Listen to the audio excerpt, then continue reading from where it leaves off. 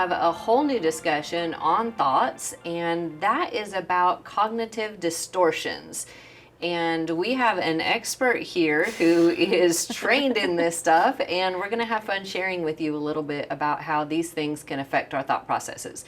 So, Evonna, tell us about cognitive distortions. Well, first of all, your perception is your reality. And so we all have a different reality because we all have a different perception. One of the things we talk about in counseling a lot are different thought filters or cognitive distortions. And so today we're going to break it down into 10 different cognitive distortions, and which are really just basically tendencies or patterns of thinking or believing. So I don't know about you guys, but I've had some skewed thinking. We talked about taking our thoughts captive last week, but sometimes the way we filter our thoughts or filter what other people say through our thoughts really messes with us. Yes. And so we want to help you start to understand the differences, because cognitive distortions or thought filters, they're really filtering your beliefs and causing them to be inaccurate or even false at times. And that can mess with your thinking, with your relationships, with your memories of the past, with all kinds of stuff. At least in my life it has. How about you, Ginny? Absolutely. And it causes friction in relationships. For me, there are times when I will only hear one part of what someone said, and then I can't even hear the rest of it because it's warped and it's magnified, and then everything else gets kind of shut down. And that happens in different ways through all of these different thought filters that we're going to be talking about. It's just what gets magnified and what doesn't get magnified, and what gets filtered out completely. And so I think for me it was really helpful to understand that these can actually be harmful, not just to my relationships, but also to me personally, where it's spirit, soul, and body, where all of those things are affected by the lens through which I see the world. Yeah, and I think there's a scripture, Paula, that might go along with some of this. Yeah, well, we're talking about, for as a man thinketh in his heart, so is he. And you can look it up in your own translation when it goes to Proverbs 23:7, the beginning of that. But there's so many places where, for me, realizing how those distortions were coloring my whole world, my universe, was, and I didn't know they had all these like clinical names and terms and stuff where for me it was just like, oh, you mean that's not the truth? That's not normal? Like wearing a heavy dark pair of sunglasses and thinking the whole world is almost black because that's what I see. And then as I started learning and changing and taking off these filters, the world would become all red or the world would be all green. And I kept thinking that was real. That's just how the world is. Right. And then when I found out it wasn't, and it was like, oh wow, over time I've gotten to see the world more and more with all these different colors and with much more reality than I ever had. Yeah, so the first one we're going to talk about, the first distortion, is all or nothing. Sometimes we refer to it as black and white thinking. That was one that I struggled with very intensely, I guess is the word there, especially in treatment. And so when I went to treatment for my eating disorder, my therapist had me make a bracelet that had the word gray on it to help me start thinking in a gray way, because it was I couldn't see any gray. It was either this way or this way, and there was no in between at all. Right. So it's that extreme. And so a lot of people that struggle with perfectionism struggle with that as well. Right, because it either is perfect or it was all wrong. Right. Yes. It's either an absolute success or it was a complete failure. Right. There's no in between. And so if I didn't make an A+, I had failed. Right. That was part of that extreme thinking. Jenny, what about you? Well, for me, when I was looking at other people, if I was looking at Evonna and seeing her performance, I'd be able to judge her just fine and say, oh, she's got all this gray area. But it was when I was looking at me and I'd say, oh yeah, I've got gray area too, until I did something wrong or until someone pointed something out. And then all of a sudden it was, I am wrong. Everything about this is wrong. This is all wrong. And it would just be, my emotions would go off the chart. But in between those times, I would have told you, oh no, I don't have that.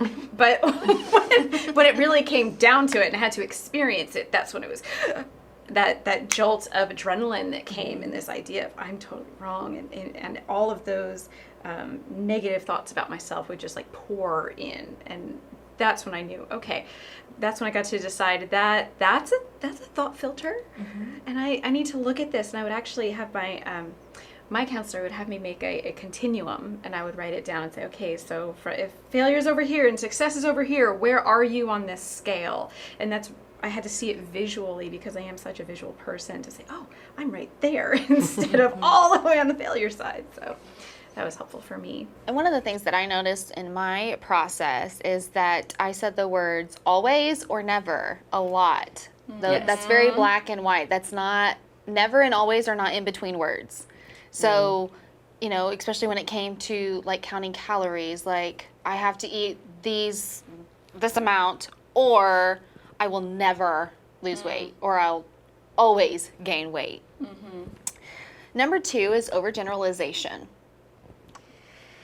Yeah, and that piggybacks right on the last one we just did, all or nothing thinking, because we tend to overgeneralize those extremes. So then it's everyone always does, or nobody ever does. And I was good at layering these. So these first two would be that way for me. Nobody's ever done anything nice for me.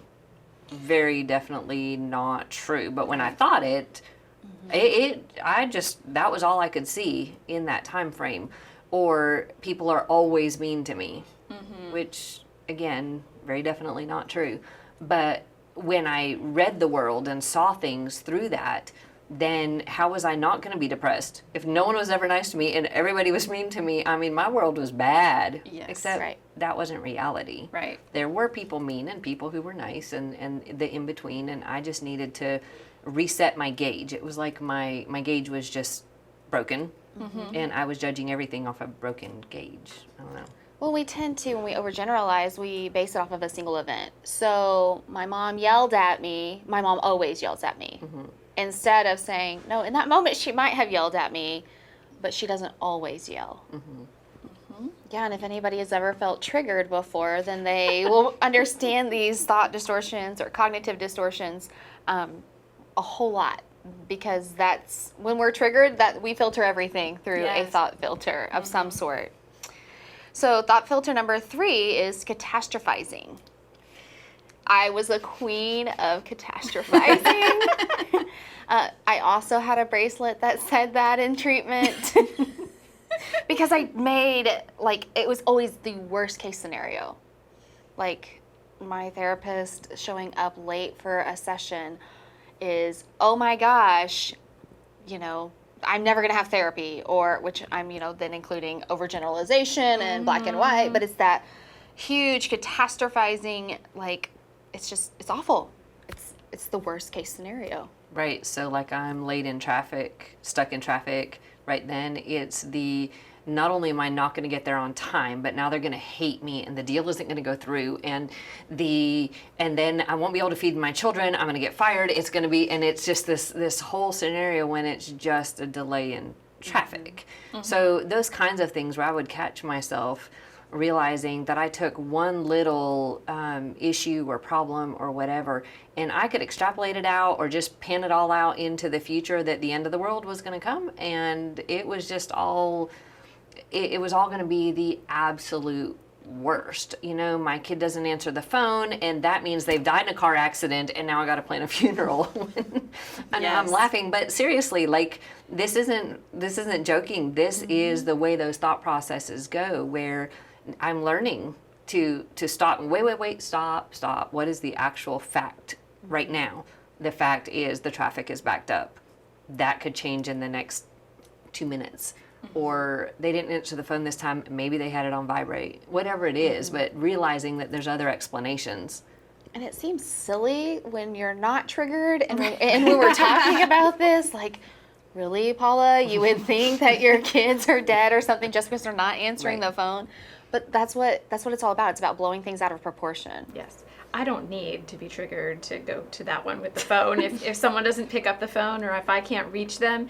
And some of that I think is just because we're so used to having that immediate response that, and maybe even into a little overgeneralization, because I did have a friend of mine growing up who didn't answer the phone, and I was surprised, and I thought, I didn't think they were having anything. Oh, it turned out they broke their arm and had to go to the hospital. And so there was this nagging idea of, it happened once, so it could happen again. And I go straight to something terrible, awful has happened. And oh no, how do I get a hold of them? Who do I call instead? And I have to stop myself and breathe and say, God, I trust you. I trust that you are taking care of them. And it's not my job to figure all of that out. I don't want to miss right now. And it could be that their phone is just on vibrate and they know. couldn't hear it. Because I never have mine not on vibrate, so I don't know what it even sounds like if it rings. Right. So the fourth one we're going to talk about is mental filtering. Ooh, that's that tendency to focus on the negative. And we call that pessimistic sometimes, where somebody has a mental filter, and I can go, well, I'm not really pessimistic. I don't see everything as bad. I mean, I look at the roses and stop and smell the roses. But when it comes to anything that raises a question, is my automatic go-to the negative scenario? Is it the negative viewpoint? Is it, oh, they looked at me funny, so therefore they don't like me? Or maybe they looked at me funny because they were looking behind me at somebody else and they weren't even looking at me. There's so many of those places where when the go-to is automatically negative, it's seeing only that little piece of the puzzle. When I teach on this, I've done that in the past, but I've called it pain perspective. And I think that the enemy does this really well, where he just wants me to focus on that pain, and it's like we're looking through just one little like kaleidoscope kind of thing, and that's it. Like you said, it's very much zoomed in, and I have to think about, okay, what's the bigger picture here? Like what is it really? Because I would have a tendency to just make mental lists of all of the negative things and then repeat them and tell people what those lists were and repeat them to, more than one person. So I knew everything that was wrong. And I don't know, somehow I felt like that was making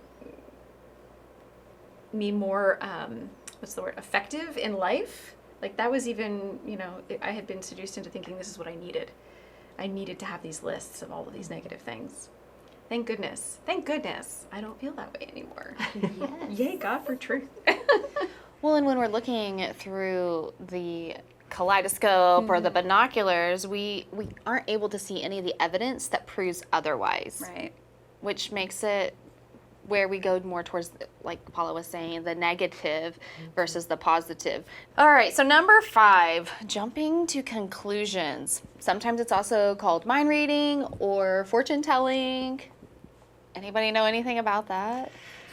Wow, and I don't think you're talking about like a fortune teller that I go pay money to tell my fortune. No, it's more like, oh, I saw the way you looked at me, and now I know that you're mad at me because I must have done something wrong, and you're never going to be my friend again. And but that's how it was for me, and it was based on a look, and then I'd find out later the look was based on the text message they got that their cousin just died. Wait a second, it had nothing to do with me. And I'm sitting here building this entire scenario about how you're going to hate me and never be my friend again when it wasn't about me at all. And so one of the ways I've tried to change this one is realize that so much of what's going on around me is not about me. And to give people grace and the benefit of the doubt and not assume a negative or a breach in relationship for me, but to assume that it's not related to me and to assume a connection in relationship. And I'd rather have you prove me wrong, that you really are mad at me and that you don't want to talk to me, than for me to build that up and make it as if it were when it wasn't, because then I'm the one breaking up the relationship. Well, and that kind of is what number 6 does too. It's that personalization. So when we begin to personalize and take everything personal, You don't do that, Ginny, I'm sure, right? Not as much as I used to. I mean, I fight it. There's You know, we're going to be talking about victim mentality in the coming weeks in Unit 3, and that's a huge part of this, was I took everything personally. If my roommates didn't take out the trash, I took it personally. Maybe they were busy, Ginny. It wasn't that they wanted to saddle you with more responsibility. It was that maybe they have something going on in their life. And some of that, again, is jumping to conclusions. And it all works hand in hand. Now the enemy likes to, you know, put these thought filters on us and these assumptions that we like to make. But I had all of that going on where, they must hate me, and so they didn't take out the trash. And so here I am jumping to conclusions and catastrophizing and personalizing. And all because I had to take out the trash. That's great, Ginny. And then taking on the blame. Right. Because then I, as a victim, I automatically thought everything was my fault. But you then make it a way of thinking like that, and it's any and everything around me that happens, or that the looks, or the whatever the pieces are, the person's late, or it's my fault. My whole family's issues, if there was anything wrong anywhere, it was my fault. What did I do wrong? Why didn't I make them do the right thing? Why didn't? And I'm like, wait a second. Again, the healing perspective is it's not necessarily about me at all. Mm-hmm. It may not be my fault, my problem, a problem with me. It just may not be any of that. And learning to start seeing it outside of that was hugely helpful. Well, and then we start shitting and musting on ourselves, which is number 7. And I always have to be very careful when I say that to a client. Don't should on yourself. Like SHOULD. Yes. Or don't must on yourself. Mm-hmm. That's placing these expectations on ourselves. Yeah. Okay, and here's the other thing about expectations is here's your expectations, and here is reality, and everything in between is misery. Yeah. Yes. Like That's you're a good miserable there. Like you just can't stay there. Mm-hmm. Right. And that's part of why you're here, and you're doing these lessons with us each week is so that you don't have to stay there, because there is hope and there is healing. Because even though each one of these that we've already talked about, each one of us continues to fight it and sometimes struggle through it, but it's not anywhere it used to be. Thank God. Which is amazing. And we've talked about the I should have done, I should have said, I should have been, I should have gotten more done, I should have been a better mom to my kids, I should have, whatever it is. And the counter to that for me was giving grace. You know, other people may think I should have, or I might just have unrealistic expectations, or God might have a different plan than I did. But at the end of the day, it's going back to grace. Where can I give myself grace for being me, being human, for God being the one in control of my life and not me, for other people's needs and things. There's so many places where when I hear should, ought, must, those words in my head, then I stop and say, wait a second, I need to give grace. Whether it's myself, or I think you should have done this, or whatever, is back to giving grace. Yeah. With expectations, and very similar to what you were saying, how I was taught with expectations is the higher your expectations, the further you have to fall. The more disappointed you're going to be. That's going to hurt even more. So if you want to keep your expectations, realistic, you're not going to have too far to go emotionally, and and you can keep them realistic. I can remember thinking,